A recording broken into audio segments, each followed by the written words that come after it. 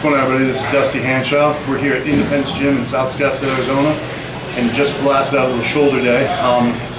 For those who've been following online with all my social media, the plan right now is actually I should be in pure lower body training 3 days a week.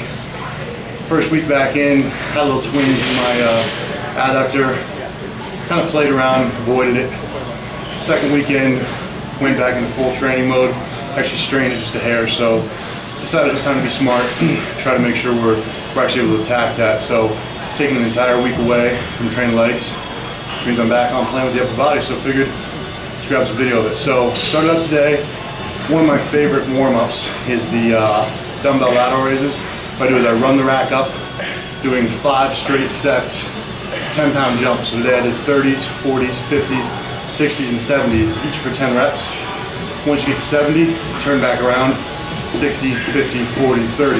So the one set is 90 reps straight, and it's a hell of a way to start your warm-up. So that's the start. Get the blood flowing, get everything moving. We're safe. Moved on to a machine old school shoulder press.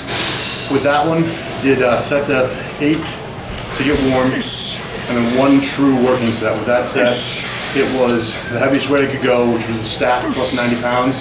Got that for 8, 9 reps, something like that. Racked it, pulled 90 pounds, immediately jumped in, went to failure, pulled another 90 pounds, immediately went in, went to failure, and that was the only true working set for those. So definitely filled them up. From there, went to a Smith behind the neck, absolute favorite of mine. 2 warm-up sets, because you're pretty much warm, it's more finding that motion behind the head. 135 for like 10 reps, 225 for 10 reps, then went up to 275 and did basically another drop set. Had Matt come over and spot me for those. What we did was 275 to failure, I think I got 8 or 9. Racked that, dropped actually down to 185, so I pulled 90 pounds off. Went to that to failure, and then finally down to 135, hit that to failure. But you notice on those, Matt was giving me a count. So the 2 count at the bottom, 2 count at the top. The reason for that is I want 135 to still be heavy. I want it to be a ton of blood. I don't want it to do 50 reps to get there. So that makes that a brutal 10 reps as opposed to a less time and retention quick 20. Once we finish those up, hit the rear delts. I don't need a ton for those because of the way my back fires and everything. I got a lot of rear delts, so just did a cable rear delt movement.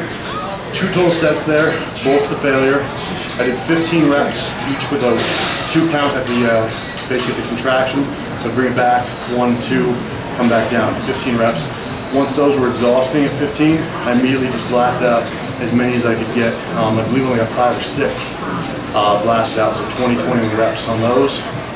Then finally we finished off with just a blood volume move that Jose taught me a long time ago. It's a seated hammer dumbbell front raise.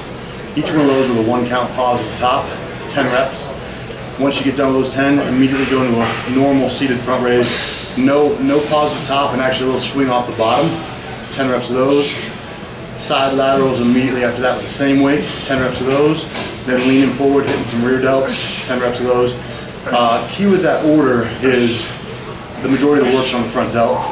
Obviously, using 30-pound dumbbells for a lateral raise is not a ton for me. For a rear lateral, it's definitely not, but it's just getting blood completely in that shoulder. So right now, I feel blown out, shoulders are nice and full, and that's kind of an example of a high volume, but also high intensity on the compound movements training day for me. So give it a roll, see what you think, and shortly we'll be getting you guys a ton of videos of the new leg training and get you some advancements on how the changes are going. So for now, Dusty, we're out. Let's go eat.